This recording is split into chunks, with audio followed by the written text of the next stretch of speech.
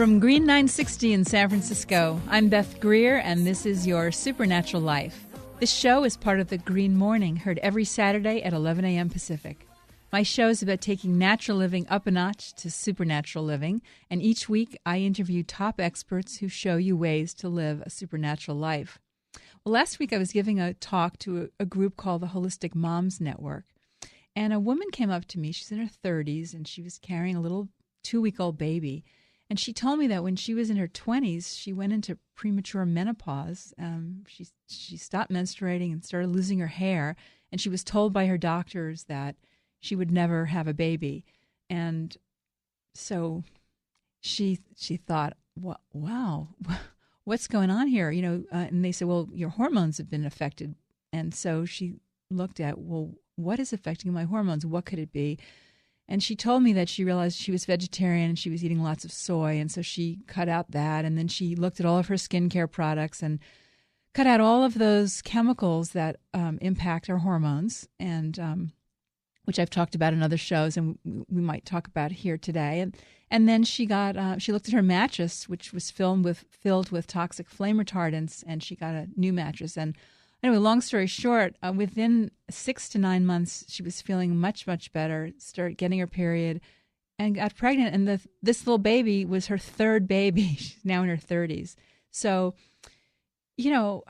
making changes in your home and what you do and what goes in us, on us, and surrounds us can really have a huge impact on your health. And then, I was thinking that ever since my daughter came into my life, I've been very vigilant about trying to protect her from the chemicals she was exposed to, from the infant formula she drank to the plastic toys she played with, the sunscreen and the bug spray that was routinely used at her school and summer camp. And now that she's a teenager, I try to make her aware that she likes these conventionally made, highly scented shampoos and conventional makeup, and I try to tell her that they're not good for her hormones.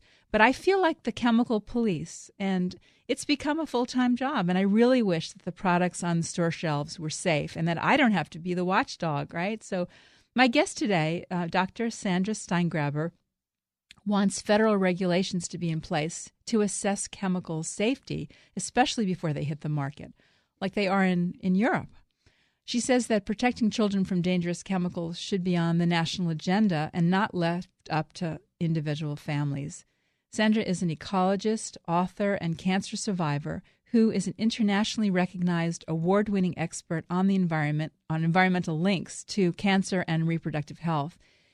She's been invited to lecture at many universities, medical schools, and hospitals, including Harvard, Yale, Cornell, Columbia, and the Woods Hole Research Center, and has testified in the European Parliament before President's Cancer Panel and participated in briefings to Congress.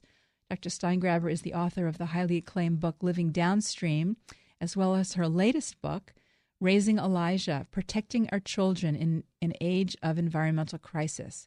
Well, welcome back to your Supernatural Life, Sandra. Thanks for having me back. Fantastic. So the subtitle of your book refers to an age of environmental crisis. So what kinds of threats are you talking about?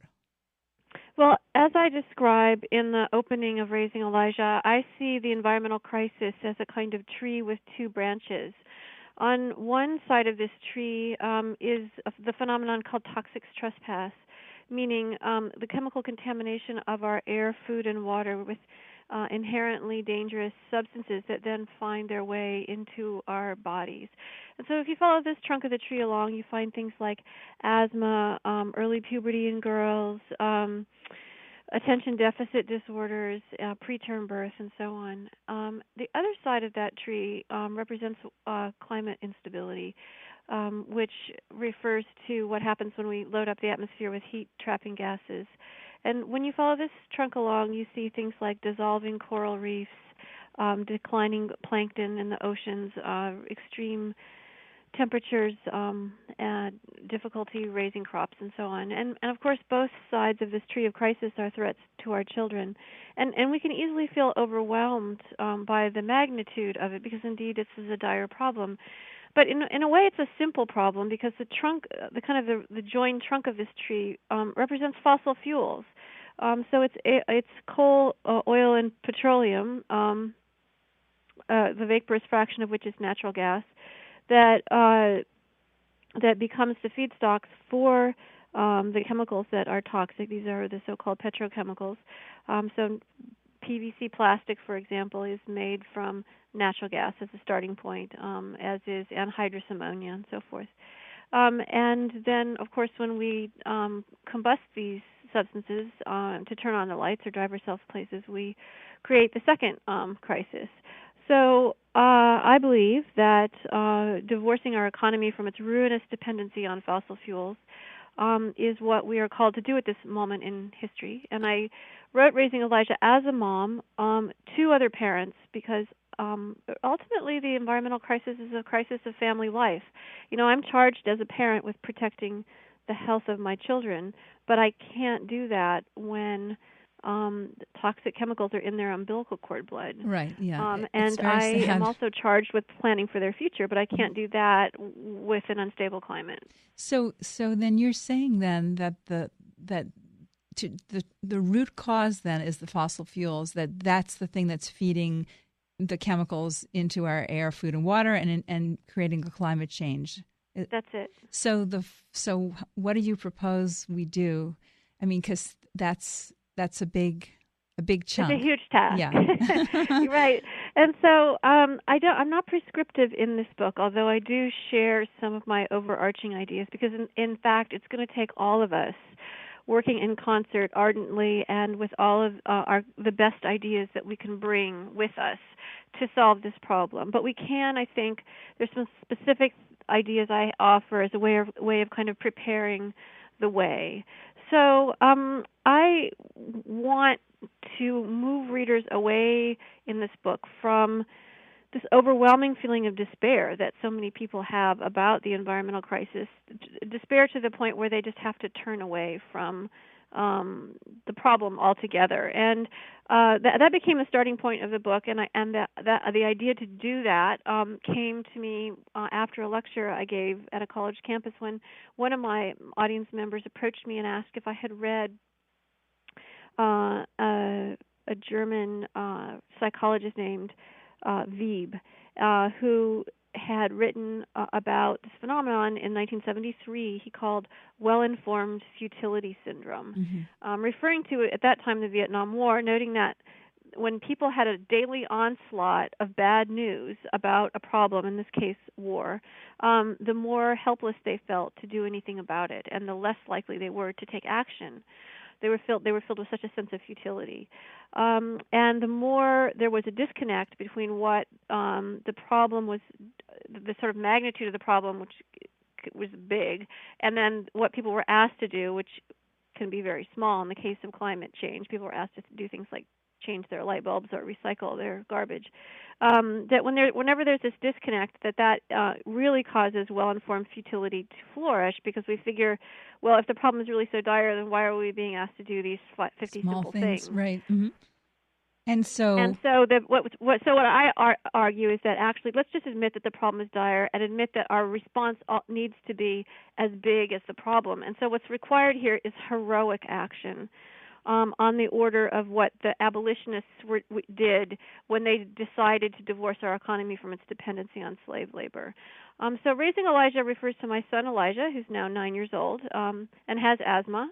And it also refers to his namesake, Elijah Lovejoy, who was an abolitionist from my home state of Illinois, who made the case very forcefully that slavery was a homicidal abomination, and it didn't matter that in the 1830s everyone in Missouri had invested their wealth in slaves, and that to declare it slaves free would be to disappear all this wealth.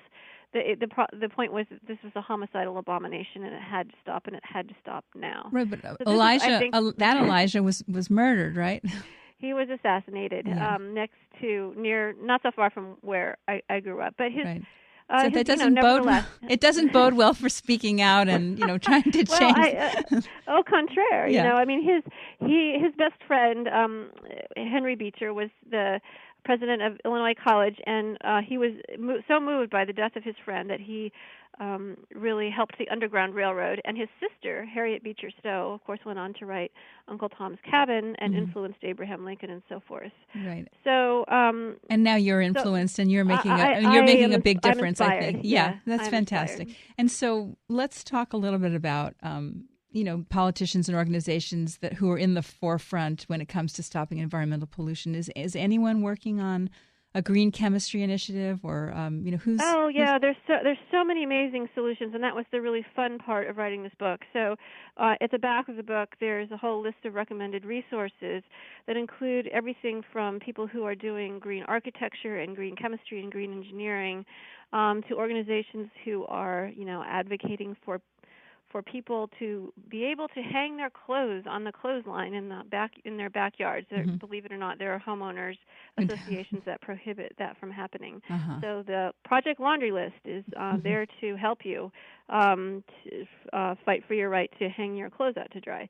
So for solutions big and small, I provide places to go so people can decide where they want to get involved. And in the narrative of the book, I try to invite readers into the sort of messy ecology of my own house as a busy working mother with 2 children. So you see me, doing things like briefing Congress on these problems and demanding national solutions, but also, running my own household and trying to keep our carbon footprint small and still have this kind of incredibly joyful life, and not make everything all inconvenient. And so happily, I think in my personal life, I've discovered that sometimes the green solution is actually costs me less money and actually costs me less time and is more convenient, not less. Fantastic. Well, we're going to take a short break, and when we come back, maybe you could share some of those cost-saving tips with our listeners. I'd be glad to. Okay, be right back.